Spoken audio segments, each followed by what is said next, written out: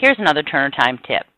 This tip is on using Paste Special, Transpose, and Excel all versions. This process is shown using Excel's 2010, but will work in all versions of Microsoft Excel. Have you ever put together a large amount of data in a worksheet and realized that your data would better be displayed if your columns were the rows and your rows were the columns? This can be easily accomplished using Paste Special and Transpose. Here I have a small amount of data, and what I'm going to do is transfer the rows into columns and the columns into rows. Highlight the data you want to transpose. Use the keyboard shortcut Control-C for copy. Right-click in the cell where you'd like to paste the data, and left-click on Paste Special.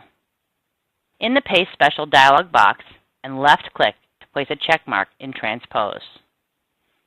Left-click OK. Your data has been pasted in the new location, and now you can see that the states are running across the top of the columns and the months are running down the rows. You may have to delete your original data to make your spreadsheet look the way that you had it originally, but that's easy enough to do.